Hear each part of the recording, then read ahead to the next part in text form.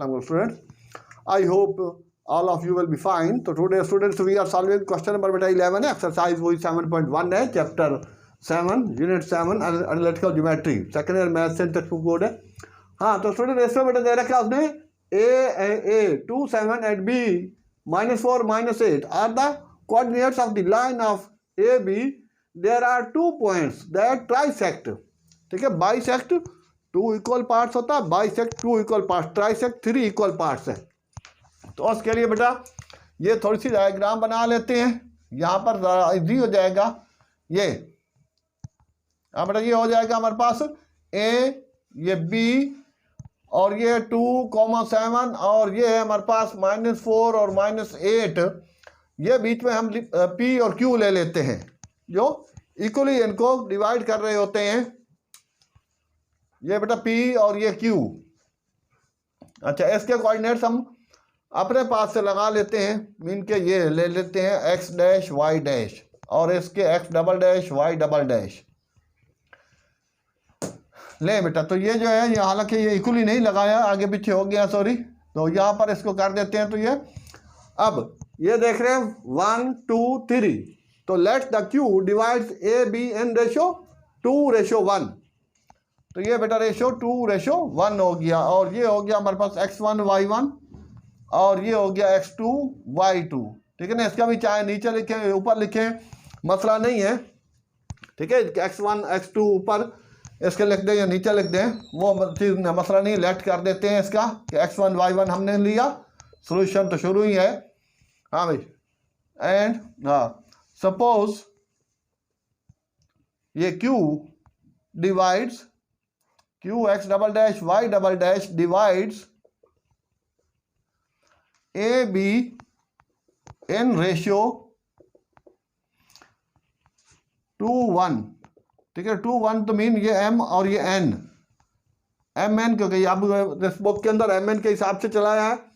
तो अब जब हम बेटा q के कोऑर्डिनेट्स निकाल लेंगे 2:1 से, अगर p के कोऑर्डिनेट्स भी निकाल सकते हैं लेकिन वो हो जाएगा 1:2. आप चाहे तो उससे निकाल लें. अच्छा, तो ये पुरानी बुक में भी क्वेश्चन था लेकिन कोऑर्डिनेट्स जो है वो थोड़े से डिफरेंट थे, लेकिन तरीक़ेकार उसका सेम टू सेम है. तो देयर फॉर यूजिंग हाँ बेटा ratio theorem x equal to m x2 plus n x1 upon m plus n comma y is equal to, या एक साथ ले लें तो भी बात सही है.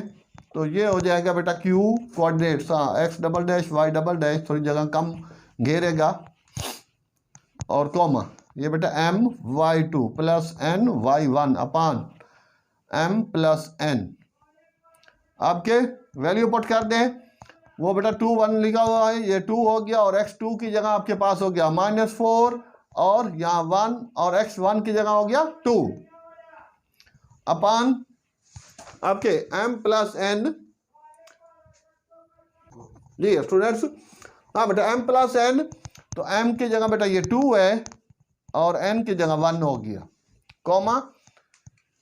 हाँ बेटा तो m वापस 2 आ गया और y2 -8 प्लस m बेटा n1 हो गया और y1 बेटा 7 हो गया अपान 2 प्लस 1. ठीक है ना, x2 और x1. जी स्टूडेंट, ये हो जाएगा बेटा -8 2 4 आर 8 और प्लस 2 अपान 3 और ये हो जाएगा -16 प्लस 7 7 1 आर 7 अपान 3. तो ये आ जाएगा स्टूडेंट्स हमारे पास q के कोऑर्डिनेट्स जो बन जाएंगे x double dash y double dash, वो हो जाएंगे बेटा ये हो जाएगा -6 अपान 3 और ये हो जाएगा 16 में से 9 ये -9 अपान 3. तो 3 दार और 3 2 दार, तो ये हो जाएंगे q के कोऑर्डिनेट्स बेटा -2 -3. यहाँ पर लिख लेते हैं q के कोऑर्डिनेट्स बेटा -2 एंड -3. अच्छा, अब ये कहानी यहाँ तक पहुँची तो अब के यहाँ निकाल लेते हैं या इस तरफ आ जाएं, एक ही चीज़ है. ठीक है, 12 बाद में करना है. And P is the mid point of A and AQ. ठीक है ना, AQ का P मिड पॉइंट है. तो एक x1 y1, ये x2 y2 ले लेते हैं और ये बेटा xy हो जाएंगे। तो इसके मिड पॉइंट का फार्मूला यूज कर लेंगे, using applying mid point formula, ठीक है ना फार्मूला। हाँ बेटा p x dash y dash equal to x1 plus x2 upon 2, ठीक है। ये x1 y1, ये x2 y2 ये वाले लेने आपके, कॉमा, ठीक है। इसका काम हो चुका है तो इसको डबल माइंडिंग होना, उधर नहीं जाना। तो y1 प्लस y2, ठीक है। अब p और q, सॉरी a और q का काम है, a और q के। ले बेटा x1 2 हो गया और -2 अपान 2 कॉमा y1, हाँ बेटा इसका आंसर चेक करना, ये 7 और प्लस 3 अपान 2, तो ये तो कट के 0 हो रहा है, 0 अपान 2 और ये 10 अपान 2, तो ये 5 हो गया। तो 0,5 और ये हो गया बेटा p x dash y double dash y dash, sorry एक ये भी आंसर है और एक स्टूडेंट्स ये भी आंसर है बेटा। हाँ बेटा क्वेश्चन नंबर 11 के कोऑर्डिनेट्स आगे पीछे हो सकते हैं। ये क्वेश्चन नंबर 11 का है 0,2 -2 -3। 0,2 है, 0,5 है, 0,2 है, 0, ओ सही सही सही सही, ओके ओके यस। हाँ तो ये आंसर चेक करने का ये फायदा हुआ, ये बाय मिस्टेक 3 लिख बैठे थे। तो ये हो जाएगा बेटा -3, तो ये हो जाएगा फिर खैर से 4, और अब इसको कट मारेंगे तो 2 हो जाएगा, तो ये हो जाएगा 2। तो इस तरह से 0,2 p के कोऑर्डिनेट्स और q के ये हो गए। तो इस तरह से स्टूडेंट्स ये हमारी रिक्वायरमेंट यही थी बेटा, p के कोऑर्डिनेट्स और q के। Find the point of the trisection, तो ये p और q। अच्छा अब क्या हम 12 की तरफ चलते हैं। हाँ तो स्टूडेंट्स क्वेश्चन नंबर 12 में इसमें दे रखा है, कहना चाह रहा है कि पी क्यू, हाँ the vertices P Q and R the vertices of a triangle, triangle of the circum circle triangle, and उसके बाद है सर्कम सर्कल ट्राइएंगल की बात की है। Find the coordinates of the circum centre and also find the radius of the circum circle, या also find the वो radius. तो ये हो जाएगा बेटा बीच में पी, ये हो गया ओ ले लेते हैं यहाँ पे, ये भी थोड़ा सा लेंथी है और मोस्ट इंपॉर्टेंट भी है। तो let question number 12, let O X Y be the circum, ठीक है, circum centre of triangle P Q R, ठीक है ना, given triangle P Q R. अच्छा सर्कम सर्कल क्या होता है कि वो सर्कल बेटा जो circle which passes through the all of the vertex, each vertex of a triangle is known as circum circle. अच्छा और उसमें कि हर वर्टेक्स से बाहर से जो है ना उसको एक्सटर्नली बाहर से टच करता हुआ हर एक वर्टेक्स से पास आउट हो तो उसको हम सर्कम सर्कल कहते हैं, और उसका सेंटर जो है वो सर्कम सेंटर हो जाएगा। तो ये ओ हो गया और ओ के कोऑर्डिनेट्स बेटा एक्स वाई हो गए। अब ये हम ले लेते हैं ओ पी ये x2 y2, ठीक है ना, ओ पी निकालने तो यूजिंग डिस्टेंस फार्मूला, हाँ ये भी है। तो ये भी चीज़ याद रहे कि बेटा अगर ये सर्कम दे रखा उसने कि सर्कम सेंटर है तो फिर O P equal to O Q equal to O R, O P equal to O Q equal to O R, ये तीनों आपस में इक्वल हैं। देयरफॉर यूजिंग डिस्टेंस फार्मूला, और उसमें एक साथ ये चीज फार्मूला भी निकलता है साथ साथ वो भी चीज O P equal to O Q, ठीक है ना, ये मॉड से मीन डिस्टेंस, या फिर ओ पी का स्क्वायर कर लें या ओ क्यू का स्क्वायर लिख लें तो भी ठीक है, वरना स्क्वायर रूट से स्क्वायर रूट भी कट सकता है। और हाँ बेटा तो ओ पी का फार्मूला जो होगा पी में से ओ के माइनस करेंगे तो फार्मूला तो यही हो गया x2 minus x1 whole square plus y2 minus y1 whole square whole root, ठीक है। तो ओ पी के लिए पी में से तो 2 minus x whole square plus y2, ठीक है, ये y2 1 minus y whole square whole root equal to, इधर भी फार्मूला वही लग जाएगा, x2 minus x1 whole square plus y2 minus y1 whole square और होल रूट। ले बेटा बेस क्या है, ये भी x2 y2, ठीक है, जब ओ क्यू की तरफ आएंगे तो ये 5 minus x whole square plus 2 minus y whole square whole root है तो उसका स्क्वायर करेंगे तो ये बेटा वैसे कट जाएगा, स्क्वायर से रूट, तो ये हो जाएगा, इसका अंदर वाला स्क्वायर खुलेगा 4 minus 4x plus x square. इस तरह 2ab का फार्मूला लगेगा, तो ये माइनस है तो माइनस 2ab 1 का square minus 2y plus y square equal to 5 का 25 minus 10x plus x square plus 4 minus 4y और प्लस वाई स्क्वायर।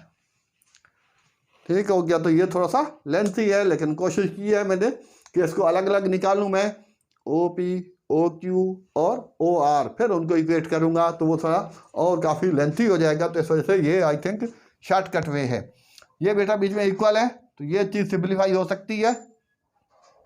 अच्छा वो इधर ले आते हैं, तो 10x इधर आ गया तो प्लस हो गया 10x माइनस 4x, और बेटा 4y इधर आके प्लस और ये 2y माइनस, और इसके अलावा ये फिर इधर रखें आप, ये हो जाएगा 29, 25 प्लस 4 29, और ये 1 और ये 5 उधर जाके माइनस हो जाएगा, हाँ तो 4 प्लस 1 5, तो ये हो जाएगा खैर से 24, तो ये बन गया आपके पास 6x प्लस ये हो गया 2y, और इसमें से भी आप चाहें तो कॉमन ले लें, तो खैर बाद में इससे सोच लेते हैं कॉमन लेना पड़ेगा या डायरेक्ट हो जाएगा। तो अब के हम यहाँ आ जाते हैं, या इसी के नीचे थोड़ा सा और, हाँ, and OP equal to OR,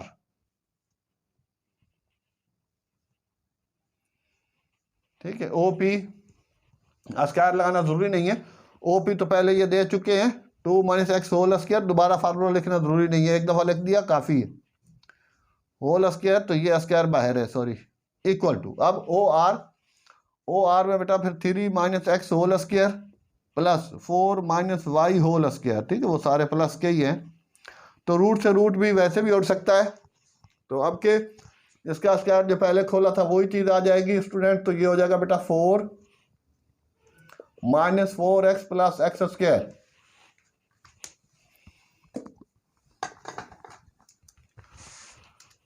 हाँ जी, और plus 1 minus 2y plus y square equal to, अब ये 3 का square 9 minus 6x plus x square, ठीक है, माइनस 2ab प्लस 4 का बेटा 16 minus 4 2 8y plus y square. इसके अंदर भी सेम तरह के कार करना है कि एक्स स्क्वायर से एक्स स्क्वायर गया और इससे ये चीज़ गई,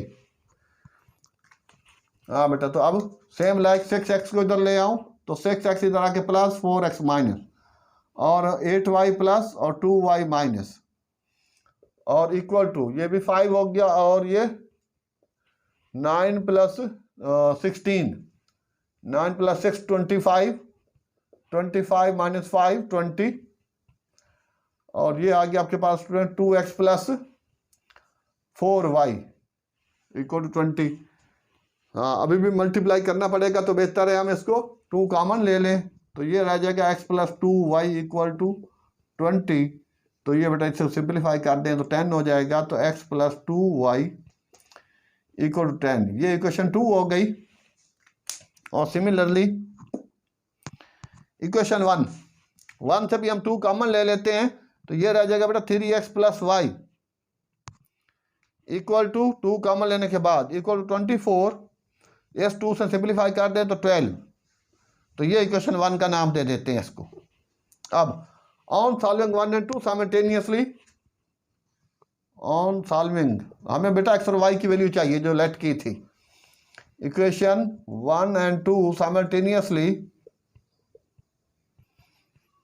ठीक है, साइमल्टेनियसली अब उसमें ये है therefore multiplying equation 2/3, therefore multiplying equation 2/3 and subtracting from, और सबट्रैक्टिंग फ्रॉम उसमें लिख लेते हैं 1, इक्वेशन 1 से सबट्रैक्ट कर लेना है। तो पहले सबट्रैक्ट करना है तो उसके ऊपर लिख लें 3y = 12, और इसको स्टूडेंट 3 से मल्टीप्लाई करेंगे तो बेटा 3x + 6y = 3 × 10 30 हो जाएगा, प्लस माइनस ये कट हो जाएगा तो -5y = और ये हो जाएगा खैर से 18,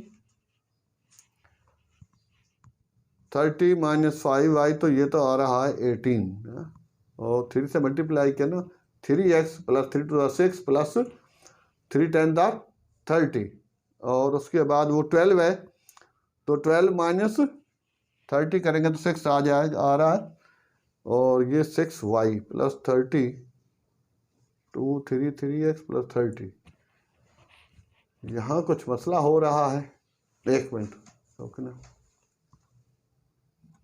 हाँ जी स्टूडेंट्स, हाँ बेटा यहाँ बाय मिस्टेक 8 - 2y 6y आना है तो ये थोड़ा सा इसमें यहाँ था, तो ये बेटा 6y और ये हो जाएगा फिर 3y, ठीक है, 2 कॉमन लेने के बाद 3 आ जाएगा, और इसको मल्टीप्लाई करेंगे तो ये हो जाएगा 9, 3 0 9, मल्टीप्लाइंग इक्वेशन 2/3 तो ये 30 और ये हो जाएगा 9, तो ये आ जाएगा हमारे पास -8। ले स्टूडेंट आपके बेटा y = 13/- 8 तो 9/4, तो ये हो जाएगा बेटा -9/4, y की वैल्यू आ गई, और इसको लिख लें, इसको पुट कर देते हैं हम, पुटिंग इन 1 या पुटिंग इन 2, ठीक है, 1 रखें या 2 रखें, पुटिंग इन इक्वेशन 2 में बेटा x +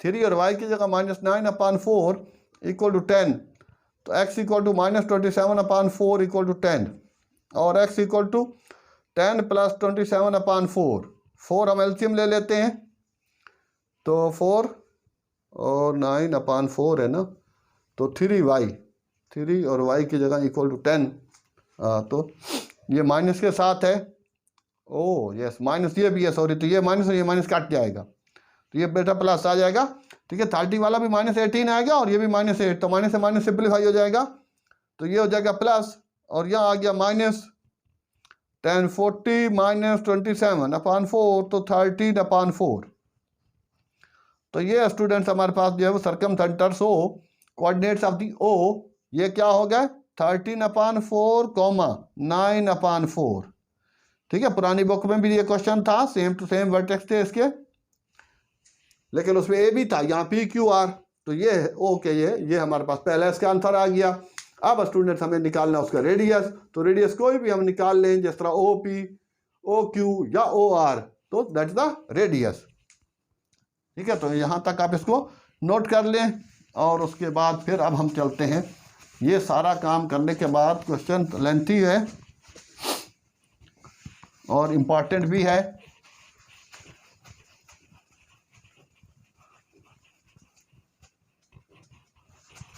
ठीक है। एट दी एंड आमतौर पर तो ये चीज़ पूछता नहीं है, बहरहाल यहाँ ऐसे पूछी हुई है तो उस वजह से इसको बतानी होगी। नाउ रेडियस इसी क्वेश्चन का 12 का, हाँ बेटा रेडियस OP, ठीक है ना, OP लें, OQ लें, OR लें, एक ही बात है, R = OP।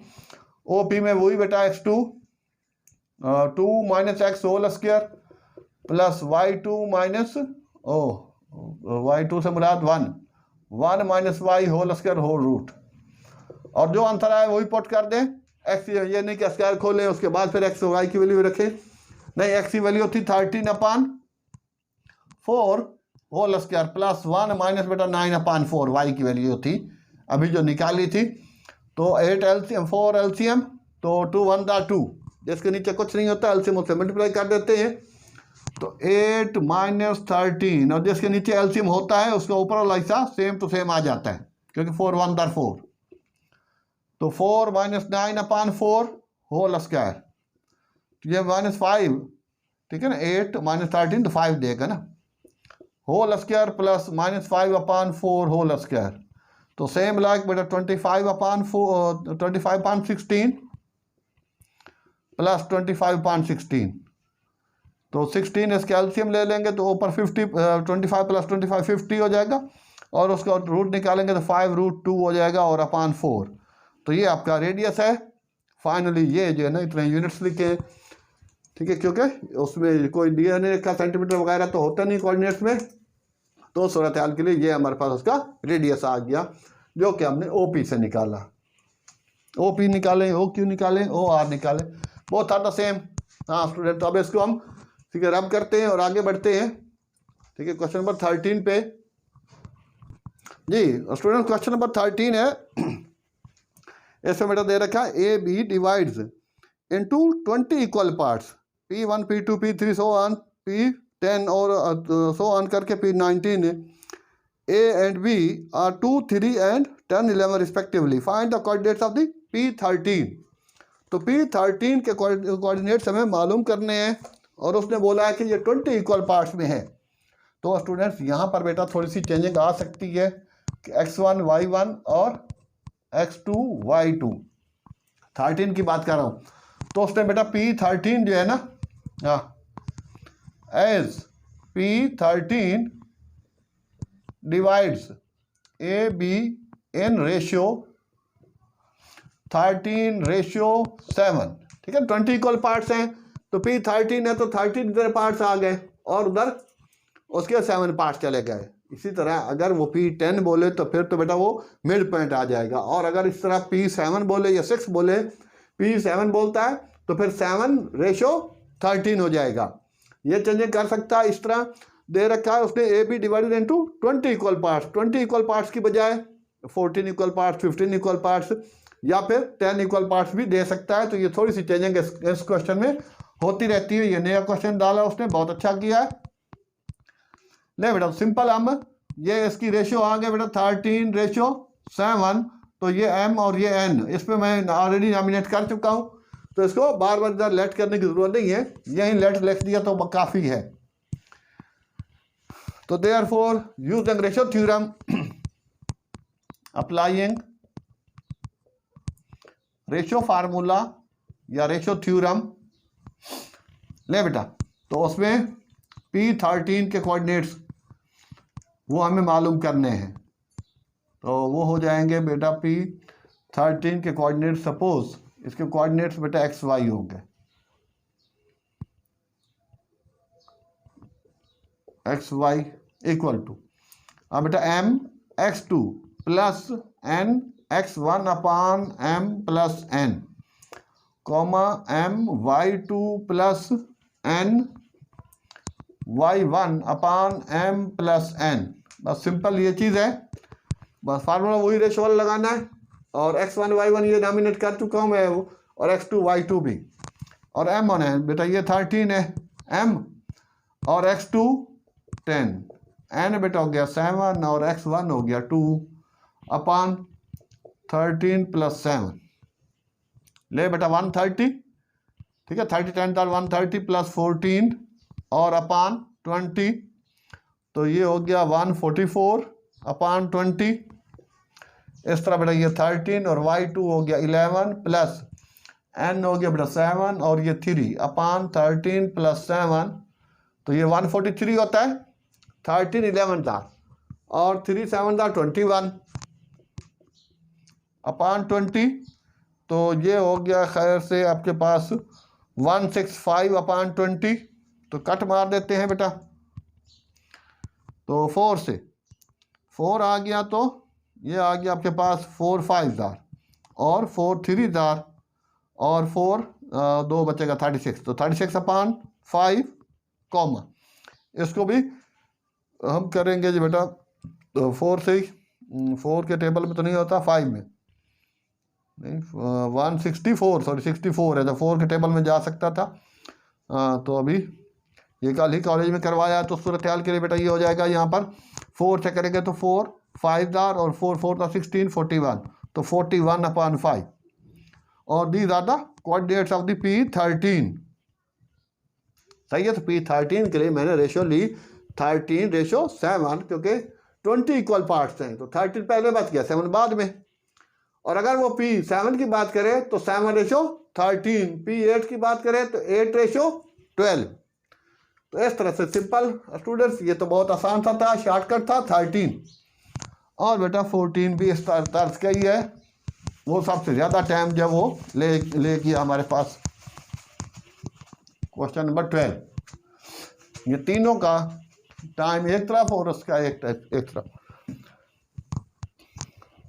ले स्टूडेंट्स, अब के क्वेश्चन नंबर 14 में यहाँ दिया हुआ है बेटा F, A, B and C are the 3 collinear points. Collinear, ठीक है, कॉन्ग्रेंट, कोप्लेनर, एक ही बात है, एक ही लाइन पर जो लाइज करते हूँ, ठीक है। That and coordinates of the A and B are 3, 4 and 7, 5 respectively. Respectively का मतलब पहले का पहला, दूसरे का दूसरा, कि A के लिए 3.4 है और 7 B का है।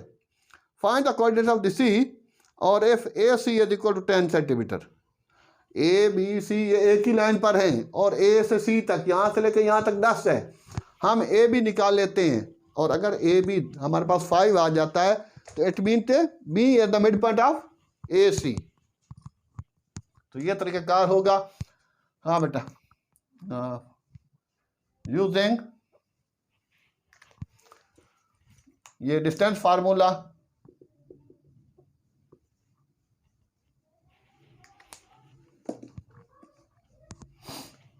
हाँ बेटा डिस्टेंस फार्मूला, तो therefore D equal to AB कमाड इक्वल टू, इसको नॉमिनेट कर लेते हैं x1 y1 x2 y2 x2 minus x1 whole square plus y2 minus y1 whole square. देखिए क्वेश्चन के अंदर जब भी ड्यूरिंग एग्जाम लिखना है बेटा तो फार्मूला एक दफ़ा लिखना पड़ेगा। अच्छा, तो अब x2 कितना हो गया, 7 minus 3 whole square plus 7 minus 4, ठीक है ना, y2 7 minus 4 whole square whole root, तो ये हो जाएगा बेटा 4 और ये हो जाएगा 3, तो ये खैर से आ गया इसका